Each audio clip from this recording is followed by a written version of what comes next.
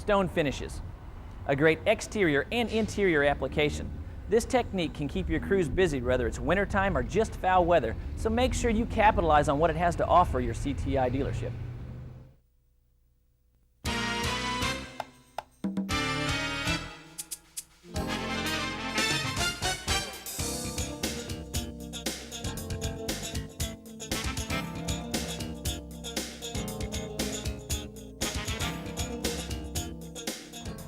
The next segment of our video is on the hand-trawled stone finish.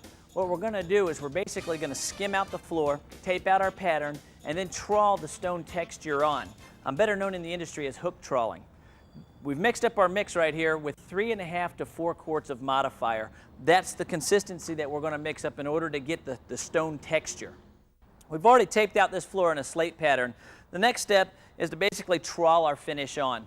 What we're going to do is show you guys how to get that stone texture with your trawl.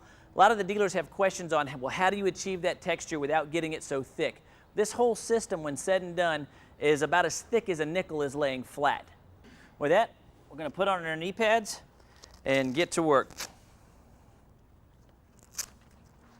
Nice new knee pads. Only when making the videos do you get the new stuff. This texture is a texture we're going to duplicate over the slate pattern that we've taped out. We took advantage yesterday of some time and actually taped out a stone pattern on this side and trawled our finish over the top. Now what we're going to do is go to the side behind me and actually trawl out the texture.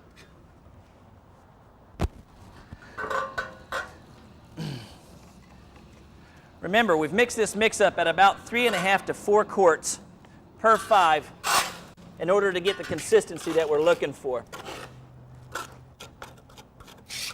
What you don't want to do is float this product on too thickly. We actually trawl it out fairly thin, but the finished look gives you the look of real stone and of depth. Now, as you can see, where I've trawled, if you can barely see the reveal of the tape coming through, that's actually what you're looking for. Then you take your trawl, stick it out there, and pull it up slightly and pull. To give you an idea of the depth of the product that we've trawled down, if you could zoom in on that line, that's about as thick as a dime is laying flat, so we're really not floating on a whole lot of material.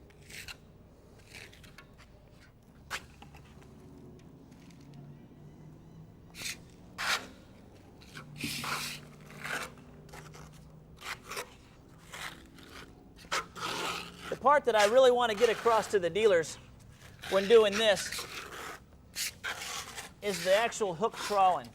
A lot of guys are in question on how to get that actual texture. So again, once you've spread your material out so you can see about where your tape lines are, you lay your trawl flat, pull it up to form a slight suction, and it creates your texture.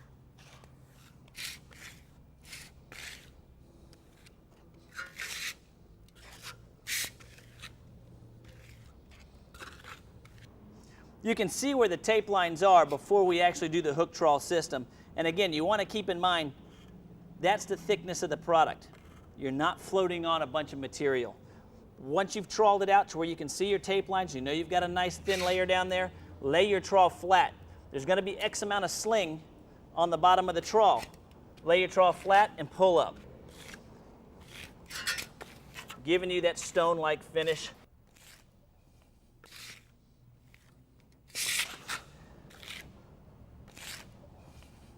It doesn't take a whole lot of muscle or a whole lot of pressure to get this look. In fact, the less pressure you put on it, the better. Once you spread the material out, the whole key to this is the actual vacuum or suction.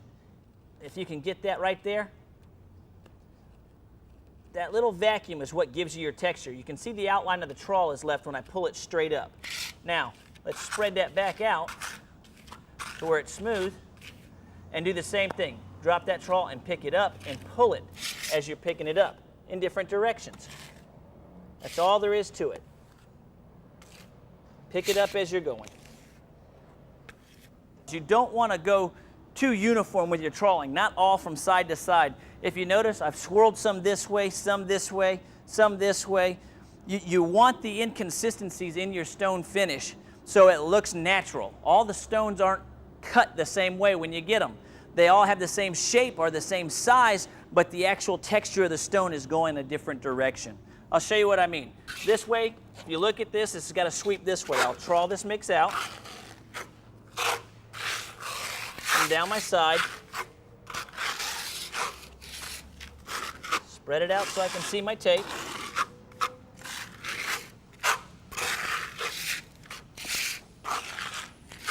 Now, start to trawl.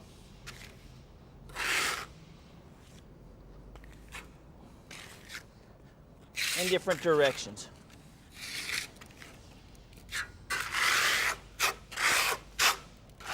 Little trick of the trade, when you guys first get started trying stone finishes, something you might want to do is actually skim coat, which we skim coated right here in light Oxford gray and taped out our pattern, but skim coat, believe it or not, in dark gray, and actually trawl dark gray over the top until you get comfortable with how thick your mix needs to be.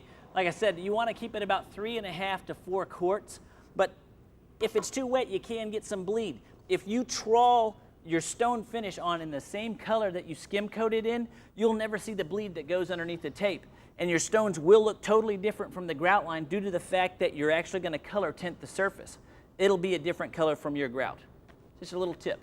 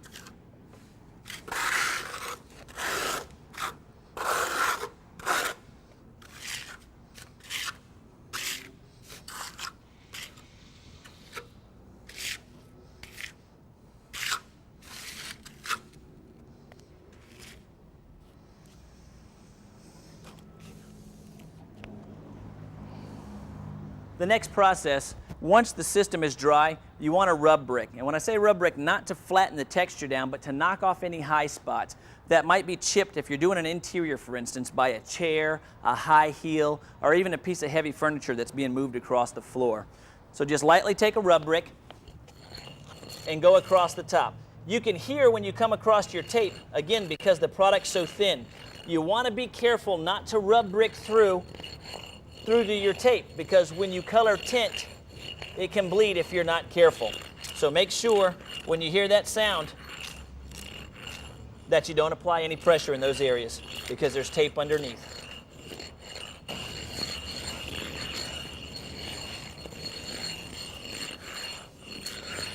The next process in the job is to actually broom the job down and blow all the dust and debris off. If you're inside, again, doing somebody's kitchen floor or counters, etc., you're probably going to want to use a vacuum and a whisk broom.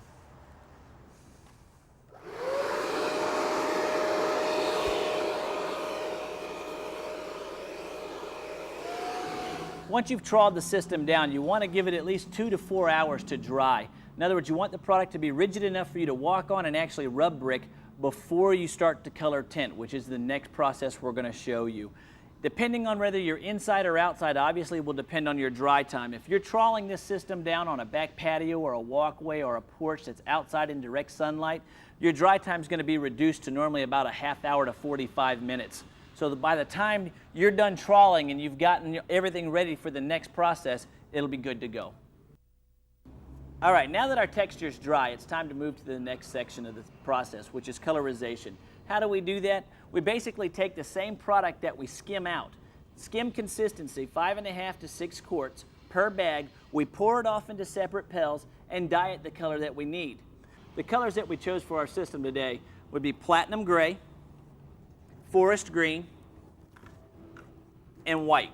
Again, we've mixed them up to skim coat consistency, and we've taken sponges. I've actually taken one sponge and cut it in half for my small ones, for each of these, and I leave a whole one for my last color, which is going to be white. I always make my brightest color my finish color, and I'll show you why as we're going. Another thing, when you're working with the products and you're holding sponges, you obviously want to protect your hands. You can use rubber gloves like these. Any kind of rubber glove will work. You don't want to use a cloth glove because it'll actually absorb the material and wind up staining your hands anyway. So rubber gloves, guys. A light buff as you're going.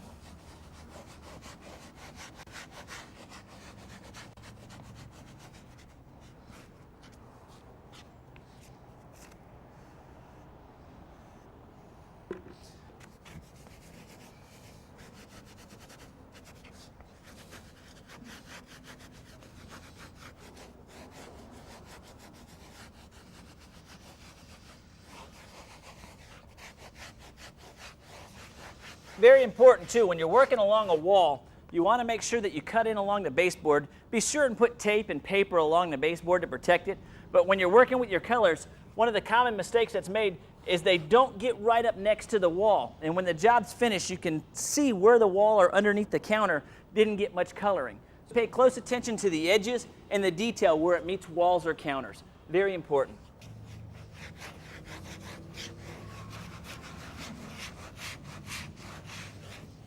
Again, see these ridge lines? What I'm doing is actually trying to put the darker color down in those ridges. Now, when I come over the top with our next color, it'll just hit the high spots of that ridge, which leaves that green that's embedded down in the grooves, giving it the depth that we're looking for, so it looks like it's much thicker than it actually is. Now, with every color, it actually starts to look better and better. And I'm sure at this point you're going, I hope so. Our second color is platinum gray. We're going to apply it just like we did the first coat, but I'm not going to bury it down in those pores like I did the forest green. I'm basically going to come across and do a buff and hit mostly the high points.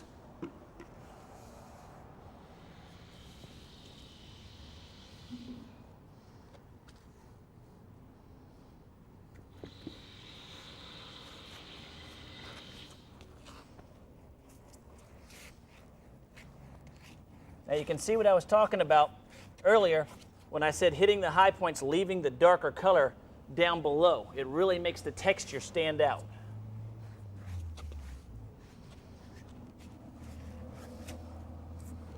Again, holding the sponge, I'm not shoving down on the sponge. I'm holding the sponge very loose, just picking it up. I'm not bending it into a ball. I'm holding it fairly flat and applying a little pressure in the middle.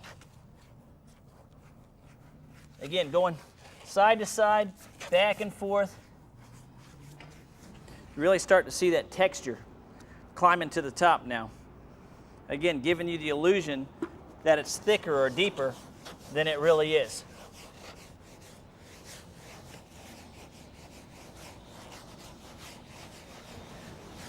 Once you've got your second color on, it's a good idea to actually stand up and walk the project. What we're going to do is we're going to blow all the dust off from us actually sanding with those sponges, get rid of that, and look at the job to make sure I've got enough of each color down before I put my last color tone on, which will be white and is just a highlight. The last color we're going to apply is white. I like to put my brightest color on the top. It's almost like antiquing. It really makes these ridges that you see now stick out a lot more. Keep in mind, when we put our clear seal on here, whichever one we choose, whether it's 270 and 300, 200 or 150, depending on the application, the colors are all going to get stronger. You want to put white on to make those ridges stand out a lot more because the green is going to come back out and be more prevalent. Now, when applying the white, if you notice I've got a full sponge or a whole sponge rather than a half. Reason being is I don't want a whole lot of bend to be in the sponge. I want this sponge to be held real loose. You saw the sponge pop out of my hand earlier. I want to hold it real loose and just hit the high spots. Watch what I'm talking about here. I'm just letting the sponge lay on top and just lightly buffing. You see how it's bringing the ridges out?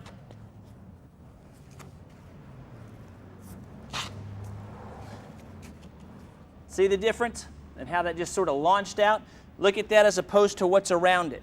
You just want those ridges to stand out. Again, just barely holding the sponge I stick the sponge down in there, rake all the excess material off of it. I don't want big globs of mix on there.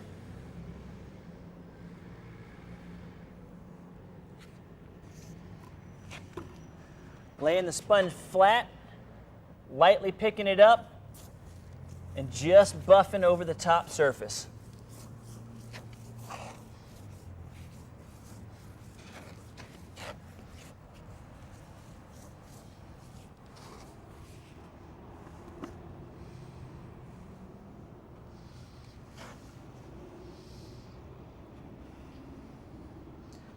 Notice that I dip my sponge every 3 to 4 passes. I really want to keep the sponge clean and with a lot of mix or fresh mix on the top. I want to keep the tips of these stones very bright.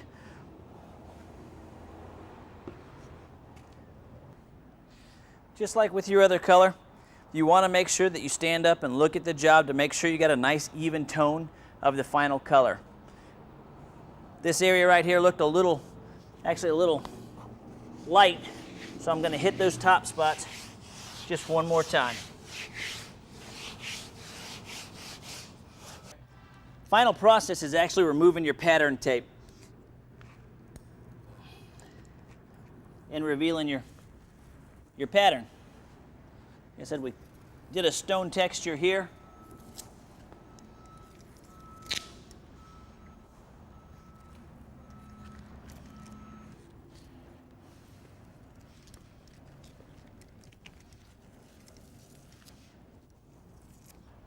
If you notice right in here, we still have some of the tape line that's left down, the fiber. You want to make sure that you walk the job and look at your edges very closely, because every now and then there's a few pieces of fiber left that you just want to make sure you pull out before you clear seal. Now that we've pulled the tape on the stone finish, we've broomed it, we've blown it all down, and got it clean and ready for sealer application, we're going to apply the sealer. Today we're actually going to use the 150 sealer because we're in an exterior environment, we've got good airflow, and it's the sealer that we're going to put on the project. Again, keep in mind when it comes to sealers, if you were doing an interior project, if this was a kitchen floor in somebody's home or an office, you would actually put down the ProGlaze 270 and top coat that with the AquaSeal 300 because odor would normally be an issue in those areas. When applying 150 sealer, if this was a walkway or a patio, a porch, or a back terrace, you need to put a minimum of 2 coats of 150. If this were a driveway that we're going to get a lot of vehicular traffic, I would have 2 options. I could opt to put a 3rd coat of 150 on there, so making a total of 3 coats of 150 on the job, or jump to the ProSeal 200 depending on the amount of traffic it was going to get and put 2 coats of the ProSeal 200 down.